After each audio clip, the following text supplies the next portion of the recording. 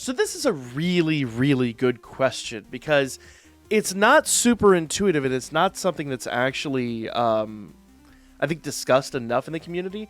But let's go back into the test of strength here and talk about this. So, of course, the question was, when it comes to Lefiya's skill 1, basically, how do you stack that?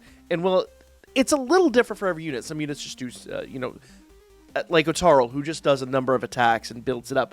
With her, it's actually a charge. So if we go into her skill details here, and I'll break it all down for you, we're, of course, talking about skill 1. It says attack multiplier 120%, cooldown 400, one hit front-facing AoE attack.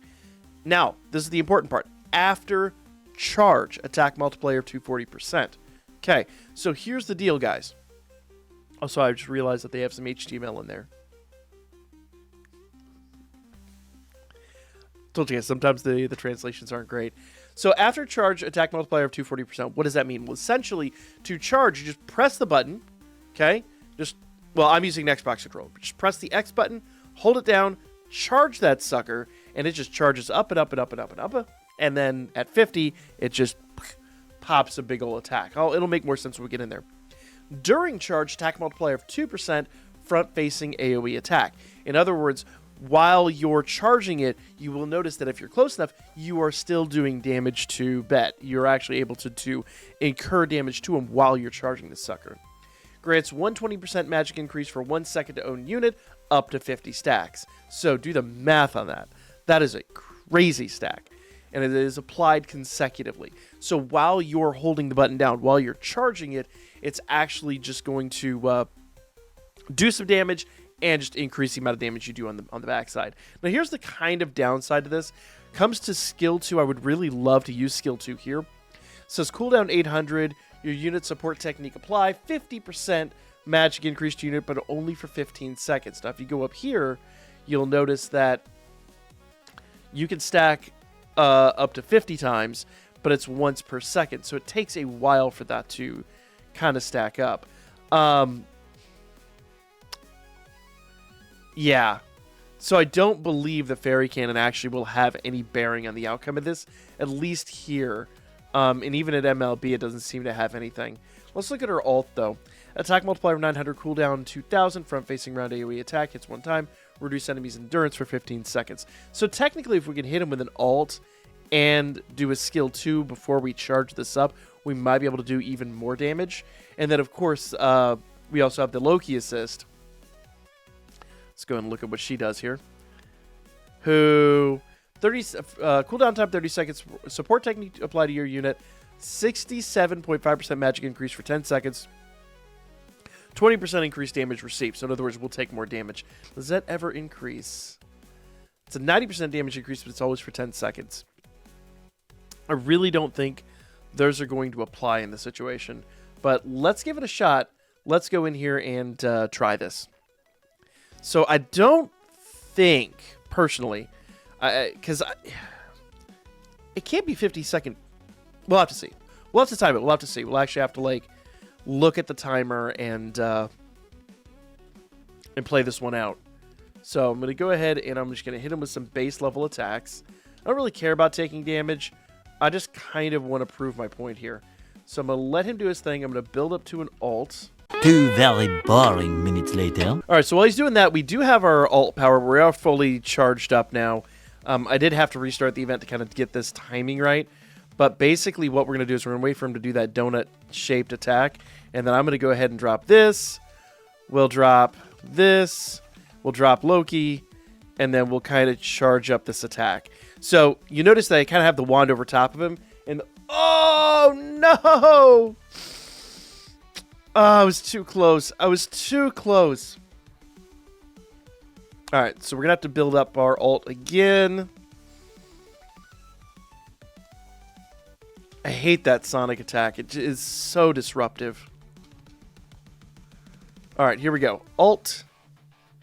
Skill 2. Loki. And then charge skill 1. Just press down the button and hold that sucker down and charge it. Now you notice we will break his shield there just by charging it. So let's go ahead and launch this sucker.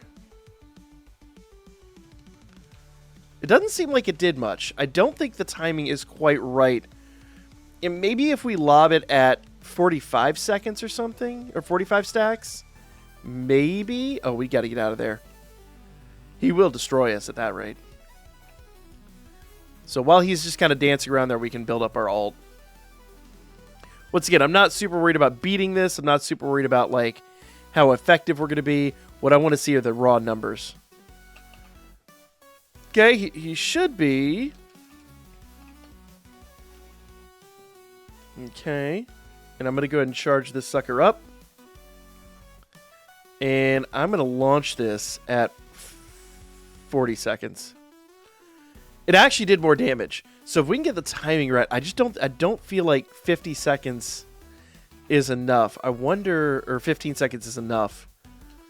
I mean, you've really got to nail the timing on this sucker. Ooh. Oh, now get out of there. I wonder if we have enough health to make this happen. Stop shooting backwards. I'm now 100% convinced that my controller is busted. I'm kind of abusive to this controller, I won't lie. Alright. So, let's go in here. Drop her ult. Drop her skill 2. Drop Loki. And then charge this sucker up. Or keel over at his knees. Thousands of tears later. So we have it now. We'll go ahead and drop her ult. Okay, drop her skill 2. Drop Loki. And then charge this sucker up. And hopefully his little sonic attack doesn't interrupt us here. There we go. Perfect. He's broken. Let's go. Still 470.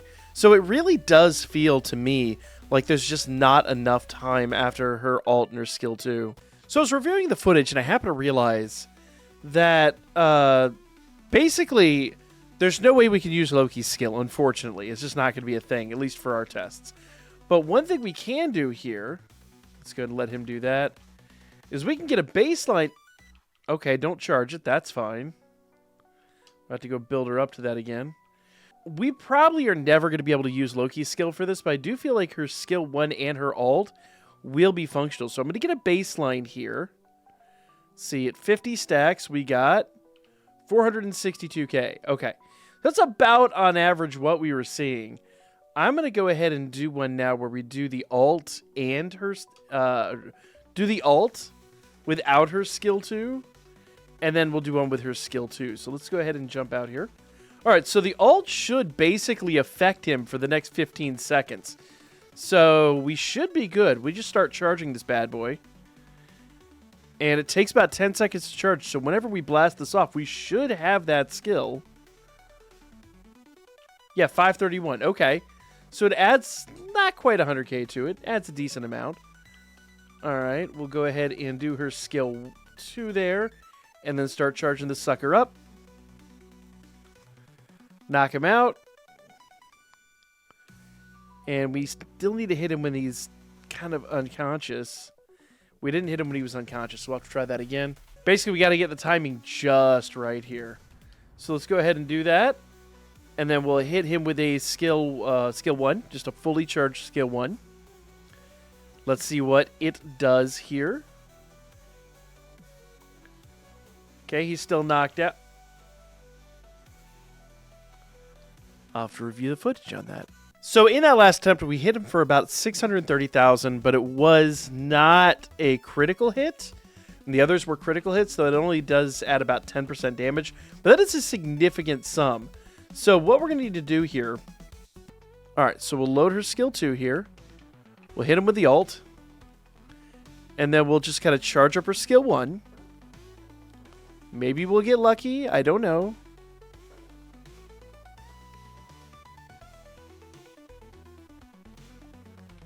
Okay, that looked higher. That looked significantly higher. I think that said 700k. Let's review the footage once again. All right, so it took some finagling.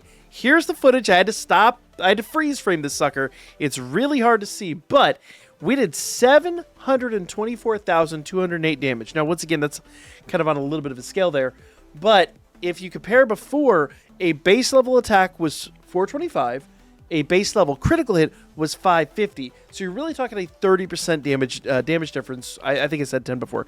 Damage difference with critical hit. So if I math this out, this comes out to be about 937,210 damage. That's a big hit if that had been a crit. It took a minute to get there, but once we got it, we got it. So yeah, if you can muster getting your skill 2 and your alt off, you'll be even better. Unfortunately, the downside is with this taking over 10 seconds to charge all the way, I don't see any way to make Loki count towards this, and you do have to get the timing just right so that you hit him when he's still stunned. But all said and done, crazy numbers. I adore Lefiya. She is so good. So make sure you guys hold down that X button or whatever button.